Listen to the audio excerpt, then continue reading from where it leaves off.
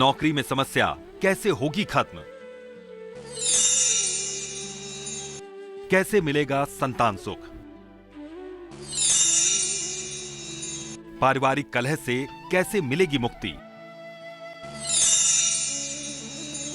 शनि ग्रह की महादशा कैसे होगी कम?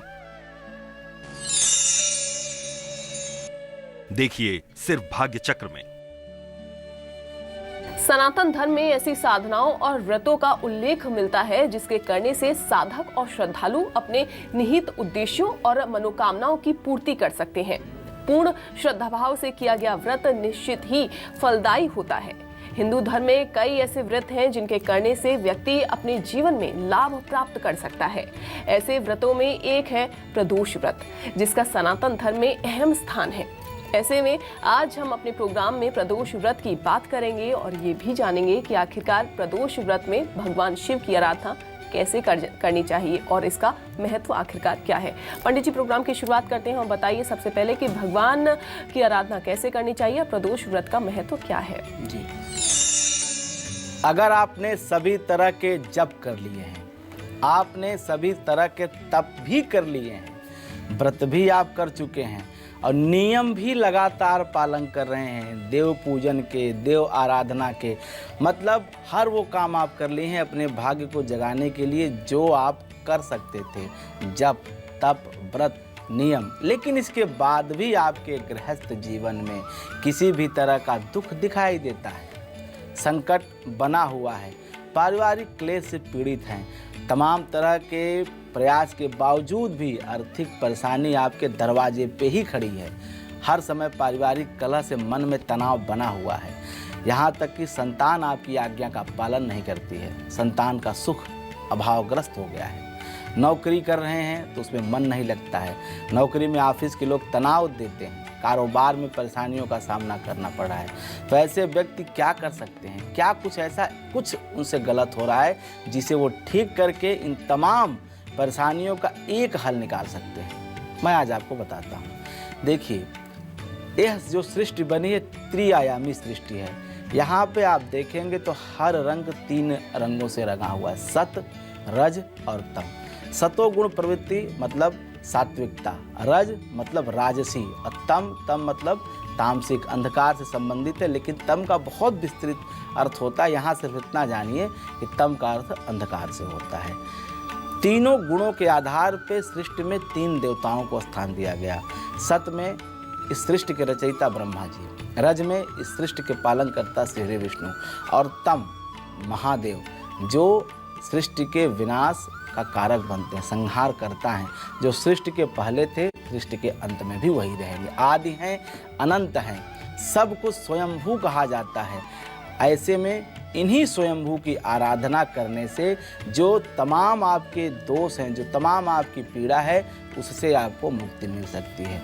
वैसे महादेव की तो हर तिथियां महादेव की हैं, महादेव का हर दिन महादेव का है। कभी भी किसी भी अवस्था में एन केन प्रकारेण आप महादेव की उपासना आराधना पूजा कर सकते हैं। लेकिन जब किसी विशेष संकल्प की सिद्धि करनी है, जब कोई विशिष्ट इच्छा मनोकामना की पूर्ति करनी है, जब आपको किसी लक्ष्य को लक्षित करके संधान करना है, तब जरूरत पड़ती है नियम की, तब जरूरत पड़ती है दृढ़ अनुशासन की, तब जरूरत पड़ती है दृढ़ संकल्प शक्ति की और तब जरूरत पड़ती है विशेष तिथियों की, विशेष वार की और विशेष समय परिस्थिति की। तो महादेव की उपासना वैसे तो आप कभी कर सकते हैं, लेकिन जो महादेव को सबसे अति प्रिय है, उन्हें प्रसन्न किया जा सकता है, उसे कहा जाता है प्रदोष व्रत। प्रदोष व्रत पर अगर आप जप दान और व्रत करेंगे तो आप यकीन जाने जितनी चीज़ें मैंने बताई हैं, आप पहले से शिव पूजन कर रहे हैं लेकिन वो फलित नहीं हो रहा है, तो प्रदोष के दिनों का व्रत करिए, प्रदोष के दिनों का पूजन करिए, प्रदोष के दिनों का अर्चन करिए, तो निश्चित रूप से आपके द्वारा की गई साधना पूजा का जो फल है वो अनंत गुना बढ़ जाएगा।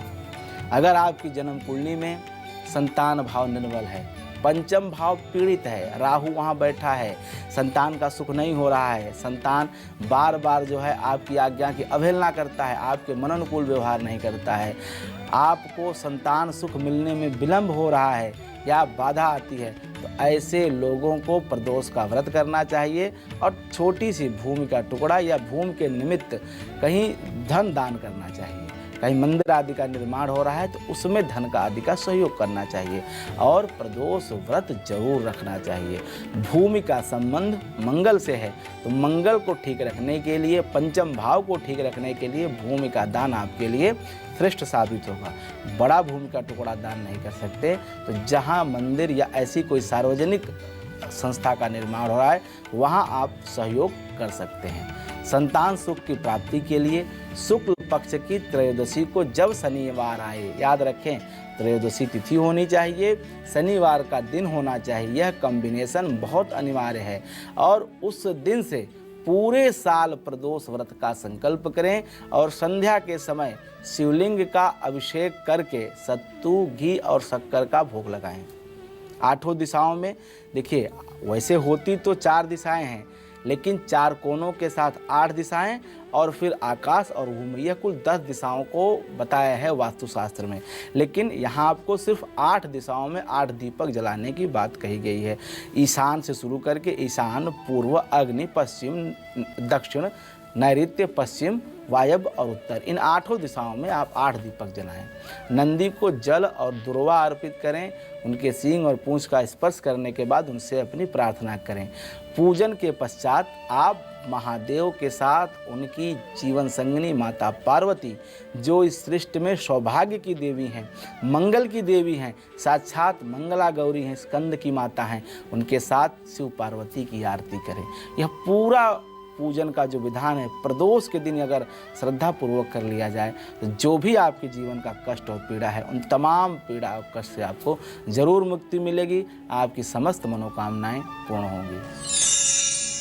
तो पंडित जी ने आपको बताया कि प्रदोष व्रत में भगवान शिव की आराधना कैसे करनी चाहिए, लेकिन मां लक्ष्मी की कृपा पाने के लिए कैसे प्रदोष व्रत का व्रत करना चाहिए और किस दिन व्रत करना शुभ फल देता है, पंडित जी से जानते हैं। पंडित जी बताइए। जी, अभी हमने आपको संतान के सुख की प्राप्ति के लिए, पारिवारिक क्लेश से मुक्ति के लिए किस प्रकार से, किस विधि विधान से प्रदोष के दिन भगवान शिव और पार्वती का पूजन करना चाहिए, क्या उपाय करना चाहिए, ये बताया। धन की देवी कही जाती है माँ महालक्ष्मी। इस संसार के समस्त चल और अचल संपत्ति की अधिष्ठात्री है माता महालक्ष्मी। ऐसे में माता महालक्ष्मी की कृपा प्राप्ति के लिए शुक्रवार के दिन पड़ने वाले प्रदोष के व्रत को करना चाहिए। शुक्रवार महालक्ष्मी का दिन कहा जाता है। शुक्र ने चूंकि महालक्ष्मी को प्रसन्न करने के लिए स्तोत्रों की रचना की, तो इसलिए शुक्रवार के दिन अगर प्रदोष के व्रत किए जाएं तो महालक्ष्मी की प्रीति और कृपा मिलती है। दिन के संध्या के समय भगवान शिव को दही से, पंचामृत से या गन्ने के रस से अभिषेक करना चाहिए। केसर, लाल और सफ़ेद चंदन, देवदारू, कपूर, गुग्गुल और इसके साथ अश्वगंध को लेकर के माता महालक्ष्मी के मंत्रों का जप करते हुए अपने घर में हवन करना चाहिए। देखिए, महालक्ष्मी के कई मंत्र हैं लेकिन जो सबसे विशिष्ट मंत्र कहा जाता है वह है माता महालक्ष्मी का सूक्त, स्त्री सूक्त। स्त्री सूक्त में कुल 16 मंत्र होते हैं जो मैंने आपको अभी आहुति की सामग्रियाँ बताई, इन्हें इकट्ठा कर लें, इन्हें मिक्स कर लें। उसके बाद इन्हीं मंत्रों से आपको आहुति देनी। मंत्र कौन से हैं? हरि ओम हिरण्यवर्णाम हरणिम सुवर्ण रजतस्रजाम चंद्राम हिरण्यमयीं लक्ष्मीं जातवेदोम आवह। यह त्रिशुक्त का पहला मंत्र है। इसमें 16 मंत्र हैं इसी तरह से, और आखिरी मंत्र है यह शुचि प्रयतो भूत्वा जुह्यादाजमन्वहं सूक्तं पंचदशर्चम च श्रीकामः सततं जपेत।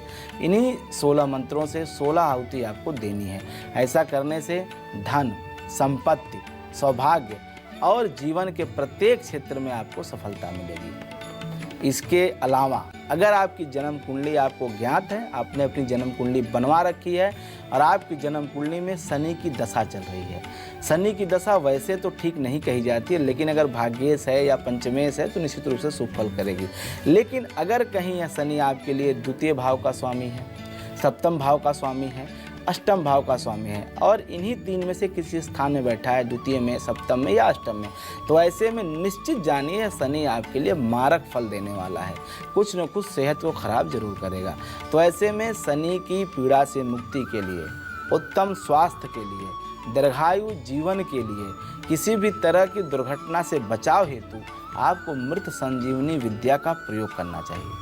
मृत संजीवनी मंत्र का जाप आप स्वयं भी कर सकते हैं या जो लोग जानकार हैं, जो इस मंत्र को पहले से कर रखे हैं, जिनको इस मंत्र के बारे में ज्ञान है, ऐसे योग्य ब्राह्मण विद्वानों से इस मंत्र को जरूर करवाएं। उसके पश्चात आप आहुति भी दें। शनि की दशा में तमाम जो रुकावटें आ रही हैं वह कहीं न कहीं दूर हो जाएंगी। दशा परिवार के लिए कष्टकारक हो सकती है, तो ऐसे में क्या करना है, शुक्ल पक्ष में आपको प्रदोष का व्रत जरूर करना चाहिए।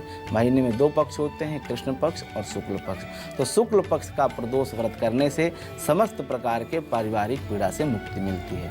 ऐसे में आपको उस प्रदोष व्रत के दौरान शिवलिंग का रुद्राभिषेक भी कराना चाहिए। रुद्राभिषेक मतलब होता है, रुद्र मतलब भगवान भोलेनाथ, अभिषेक मतलब स्नान कराना। तो ऐसे में आप कुशोदक से, मतलब जल में कुशा डाल के, दूध से या गन्ने के रस या किसी भी अपने जो आपके पास उपलब्ध सामग्री है उससे, नहीं तो केवल जल से भी आप शिव जी का अभिषेक करा सकते हैं। रुद्राभिषेक में शुक्ल यजुर्वेद के मंत्रों का जप होता है, मतलब वो पाठ बोला जाता है और उस मंत्रों के बोलते हुए जल से या दूध से अभिषेक किया जाता है। रुद्राष्टाध्यायी का एक संग्रह है 8 अध्याय का, उसी 8 अध्याय का पाठ किया जाता है। ऐसे में शनि की दशा का जो आपकी सेहत पे बहुत बुरा असर पड़ रहा है वह भी ठीक होता है। अगर शनि की दशा चल रही है, शनि लग्नेश होकर के या द्वितीयेश होकर के या खष्टेश होकर के कहीं न कहीं आपको पीड़ा प्रदान कर रहा है, तो ऐसे में किसी शनिवार के दिन पड़ने वाले प्रदोष का व्रत आप जरूर करें और शिवलिंग का कच्चे दूध में काला तिल मिला करके उससे अभिषेक करें। यह कच्चा दूध और काला तिल का जो संग्रह होता है कहीं न कहीं शनि पीड़ा से मुक्ति प्रदान करता है। इसके अलावा जब आप अभिषेक करते रहें तो अभिषेक करने के दौरान ओम नमः शिवाय का जप करें। यह महिला पुरुष दोनों कर सकते हैं या महिलाओं के लिए शिवाय नमः का विधान है। 2 में से कोई भी जब आप करें, दोनों शिव की प्रीति के लिए ही किया जाता है।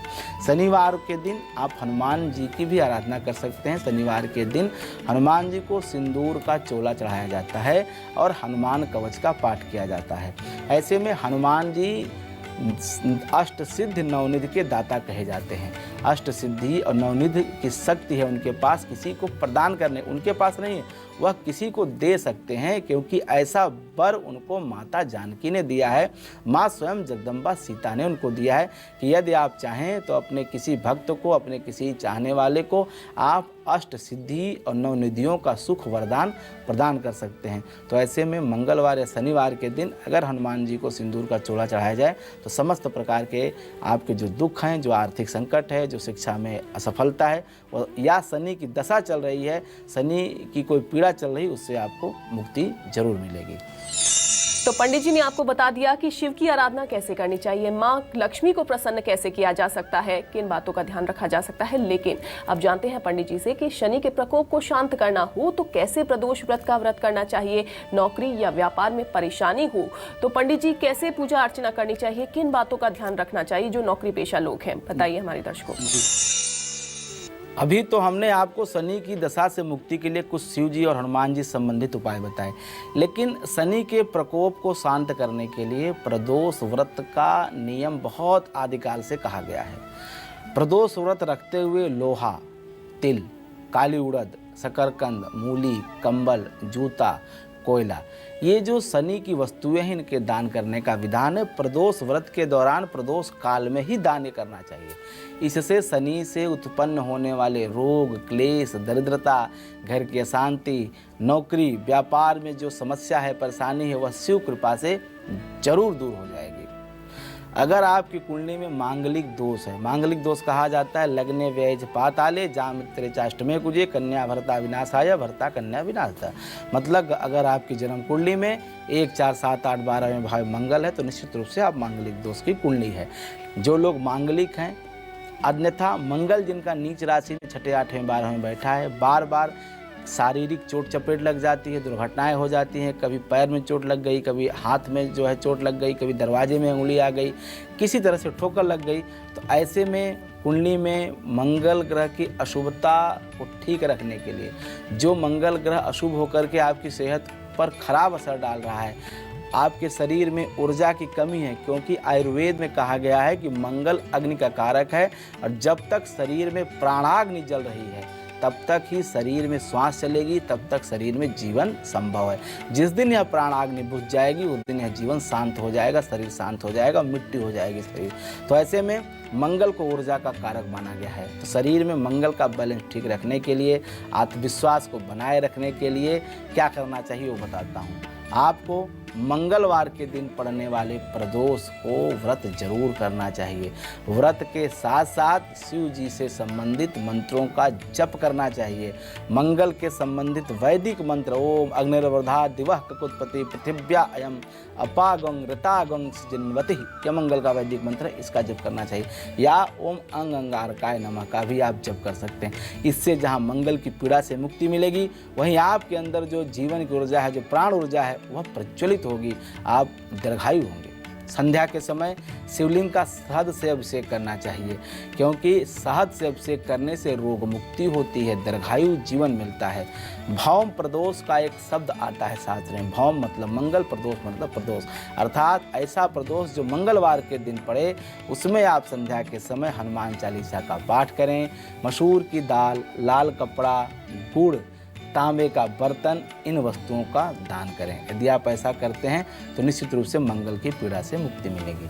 ऐसे बच्चे जिनका मन पढ़ाई में नहीं लगता है, याद करते हैं किंतु बार बार भूल जाते हैं विषय, परीक्षा में जब लिखने जाते हैं बहुत जल्दबाजी में रहते हैं, यहाँ का क्वेश्चन वहाँ लिख देते हैं, यहाँ का आंसर वहाँ कर देते हैं। ऐसे में उनके जो परीक्षा का फल आता है वो ठीक नहीं आता है, कुछ न कुछ गड़बड़ उनसे जरूर होती है हर बार। तो ऐसे में ऐसे बच्चों को क्या करना चाहिए वो बताता हूँ। अच्छी और उच्च शिक्षा प्राप्त करने के लिए बुधवार के दिन, बुध वाणी का देवता है, शिक्षा ज्ञान का देवता है, एकेडमिक कैलेंडर उसी का अच्छा होगा जिसकी जन्म कुंडली में बुध की स्थिति होगी, क्योंकि बुधस्य बुद्धि, बुध से ही बुद्धि मिलती है। बुध और बुद्धि दोनों एक दूसरे के पर्यायवाची कहे जाते हैं। तो ऐसे में बुधवार के दिन पड़ने वाले प्रदोष का व्रत ऐसे बच्चे जरूर करें, निश्चित रूप से उनको लाभ मिलेगा। क्यों? क्योंकि शिव ज्ञान स्वरूप है। शिव ने ही संसार में व्याकरण को जन्म दिया है। संस्कृत के जो मूल 14 अक्षर हैं, जो 14 सूत्र हैं, अ, ऊड़, ऋलिक, एओड़, ये जो जिनसे पूरे व्याकरण की रचना हुई है, इस संसार में जितना भी ज्ञान दिखाई दे रहा है उसी चिदानंद भगवान भोलेनाथ शिव की कृपा से है, क्योंकि वो ज्ञान स्वरूप है। संध्या के समय शिवलिंग का गंगा जल से अभिषेक अगर ऐसे बच्चे करें और उनके ऊपर 3 बेलपत्र, जनेऊ, सफ़ेद चंदन, धतूरा चढ़ाते हैं शिवलिंग के ऊपर, तो निश्चित रूप से शिक्षा में सफलता मिलेगी। बार बार मन के भटकाव की स्थिति से मुक्ति मिलेगी, एकाग्रता आएगी। जो विषय आप भूल जाते हैं पढ़ने के बाद, उसमें भी आपको राहत मिलेगी। कपूर से शिवलिंग की आरती करें, क्योंकि कर्पूर गौरम करुणावतारम, कपूर की आरती इसीलिए कही गई है कि भगवान शिव का स्वयं स्वरूप कपूर के वर्ण के समान है। जिन लोगों के काम में बार बार अड़चने आती हैं, उनके विरोधी, उनके प्रतिस्पर्धी उनका काम बिगाड़ देते हैं, विरोधियों के कारण पूरे जीवन कहीं न कहीं आपको तकलीफ़ें उठानी पड़ती हैं, आपको पीड़ा झेलनी पड़ती है, तो ऐसे लोगों को गुरुवार के दिन पड़ने वाले प्रदोष का व्रत जरूर करना चाहिए। गुरु प्रदोष के व्रत पर सुबह शिवलिंग का पंचामृत से अभिषेक करना चाहिए। पंचामृत मतलब गाय के दूध, घी, शहद, घी, चीनी, इन 5 वस्तुओं को मिला करके पंचामृत बनता है, इससे अभिषेक करना चाहिए। संध्या के समय दूध में केसर मिलाकर शिवलिंग का अभिषेक करने से भी लाभ मिलता है। शिवलिंग पर सुपारी, लौंग, पान ये भी आप चढ़ा सकते हैं। प्रसाद में घी और शक्कर के मिले जौ के सत्तू का भोग लगाएं। भोग तो वैसे कुछ भी लग सकता है, लेकिन प्रदोष के लिए सत्तू का विशेष विधान कहा गया है। पुरानी प्राचीन परंपरा है। ऐसा करने से निश्चित रूप से शिव की कृपा मिलेगी और भगवान भोलेनाथ की कृपा से आपके समस्त मनोकामना जरूर पूर्ण होगी। चलिए अब पंडित जी से जानते हैं कि पंडित जी अगर कोई प्रदोष व्रत करना चाहता हो तो उसे किन बातों का ध्यान रखना चाहिए, कैसे व्रत को संपन्न किया जा सकता है, ये भी बताइए। जी देखिए, प्रदोष का व्रत कोई भी कर सकता है, इसमें कोई रोक टोक नहीं है, लेकिन कुछ नियम हैं, कुछ सात्विकता बरतनी चाहिए पूजा के दौरान। वैसे ये सात्विकता के नियम प्रत्येक पूजा में पालन करना चाहिए, लेकिन शिव जी की पूजा में, प्रदोष के व्रत में बहुत अनिवार्य हो जाता है। जैसे जिस दिन आप व्रत कर रहे हैं उस दिन, पूजा वाले दिन, धूम्रपान से आप बिल्कुल दूर रहें। साथ ही लहसुन, प्याज, मांसाहारी भोजन का सेवन बिल्कुल भी ना करें, क्योंकि ये जो है शरीर में तामसिक प्रवृत्तियों को बढ़ाती हैं।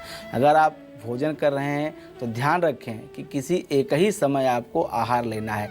वैसे तो अल्पाहारौ यथाहारौ तन मनस्कौ समाहारौ, मतलब अल्पाहार लेके मतलब थोड़ा सा खा के, यथाहारौ जिससे आपका काम चल जाए, या निराहारौ मतलब आप कुछ मत खाइए। लेकिन सबसे मुख्य बात यहाँ पे है तन मनस्कौ समाहितौ, मतलब अपने वाणी को, मन को कर्म से समाहित करके, एकाकृत करके और उसके बाद देव आराधना करनी चाहिए। जैसे अगर आप रोटी सब्जी खा रहे हैं तो चावल का सेवन ना करें, मतलब एक अन्न का विधान कहा गया है, या आप अकेले सिर्फ चावल खाइए। एक अन्न खाने का यहाँ अर्थ ये होता है अल्पाहार, कि मतलब आप बहुत हल्का खा रहे हैं, सिर्फ इसलिए ये खा रहे हैं ताकि आप के अंदर ऊर्जा का संचार बना रहे, शरीर में शक्ति बनी रहे। आप जितनी बार प्रदोष व्रत करने का संकल्प ले रहे हैं, आप उतनी बार प्रदोष का व्रत जरूर करें, क्योंकि ये एक बात आपको बता दूं कि संकल्प का कोई विकल्प नहीं होता। तो ऐसे में जब आपने संकल्प ले लिया है तो अपने पूरी शक्ति के साथ उस संकल्प को पूर्ण करने का पूर्ण प्रयास करिए। प्रदोष व्रत के बीच में छोड़ने का कोई विधान नहीं है, आप इसे बिल्कुल बीच में छोड़ने का प्रयास न करें। अगर आपने संकल्प ले रखा है और किसी वजह से आपने प्रदोष व्रत के दिन पूजा नहीं किया, तो आप अपनी जगह किसी दूसरे की नियुक्ति करें, अपना प्रतिनिधि बना करके उसे कहें कि आपकी जगह पूजा करे। अगर आप अस्वस्थ हैं या आप उपस्थित नहीं हैं, या आपके परिवार का कोई सदस्य हो सकता है, कोई शंकर जी के मंदिर का पुजारी हो सकता है, कोई पंडित ब्राह्मण कोई भी हो सकता है, आप उससे अपनी यह पूजा जरूर संपन्न करवा सकते हैं। किसी व्यक्ति से पूजा कराने से भी आपको उतना ही फल मिलेगा जितना आपके करने पर, लेकिन आप उसे अपना प्रतिनिधि बना के यह पूजन करवाएं। इससे आपका संकल्प भी नहीं टूटेगा और आपके व्रत में भी यह नियमित रूप से माना जाएगा। इस दिन आप अपनी वाणी पे संयम रखें, मतलब किसी को कड़वी बोली ना बोलें, किसी को डांटे ना, किसी से गाली गलौज ना करें, सबसे अच्छे से बात करें और जितना हो सके अच्छे कार्य और अच्छे विचार को मन में रखने का प्रयास करें। इससे आपको अच्छे फलों की प्राप्ति होगी। अच्छे फल जब मैं कहता हूँ तो वहाँ पे उसका मतलब ये होता है कि इस संसार के समस्त भौतिक सुखों की प्राप्ति के साथ साथ ईश्वर की कृपा की भी प्राप्ति। इस संसार में सबसे बड़ी है ईश्वर की कृपा, क्योंकि व्यक्ति कहीं न कहीं अगर उसके जीवन पे देव कृपा बनी है, उसके इष्ट की कृपा बनी है, तो उसके लिए इस संसार की कोई भी वस्तु अलभ्य नहीं है, क्योंकि संसार में जो कुछ भी दिखाई दे रहा है उसी प्रभु का है। और एक बात मैं आपको बता दूं, जो लोग ये कहते हैं कि कुंडली में ये योग है, ये योग है, ये नहीं बदल सकता, ये असंभावी है, यह सच है कि जो आपके भाग्य में लिखा है वो होगा ही होगा, लेकिन जिसने ये नियम बनाए हैं वह आपके लिए नियम बदल भी सकता है। अगर आपको मेरी बात का विश्वास नहीं है तो एक बार आप मार्कंडे की घटना जरूर याद रख लें, मार्कंडे की उस जीवन की कथा को जरूर सोच लें। जब उनकी आयु सिर्फ 5 वर्ष थी, वह व्यक्ति अमर हो गया, कई युगों तक उसकी आयुर्दाय बढ़ गई। तो कहने का मतलब है कि नियम बनाने वाला वही जो है परमात्मा है, और उसी की कृपा से वह नियम बदल भी सकता है। तो अगर आपकी कुंडली में, आपकी हस्तरेखा में कुछ अशुभ है, कुछ ऐसी स्थितियां बन रही है, तो वह भी आप बदल सकते हैं। सिर्फ ज़रूरत है आपकी श्रद्धा की और संपूर्ण समर्पण उस परमपिता परमेश्वर के श्री चरणों में। उसका रूप अलग हो सकता है, उसको नाम आप अलग रूप से ले सकते हैं, लेकिन वह शक्ति एक है, परमात्मा एक है। भगवान भोलेनाथ की आराधना करते रहें। निश्चित रूप से प्रदोष का व्रत आप सभी के जीवन में तमाम मंगल कार्यों को लेकर के, मांगलिक उत्सवों को लेकर आने वाला सिद्ध होगा। तो पंडित जी ने आज के प्रोग्राम में आपको बताया कि प्रदोष व्रत की मान्यताएं आखिरकार क्या हैं, किस तरीके से इस व्रत को संपन्न किया जा सकता है और किन बातों का ध्यान व्रत में रखा जा सकता है। पंडित जी आपका बहुत बहुत धन्यवाद। जी धन्यवाद आपको।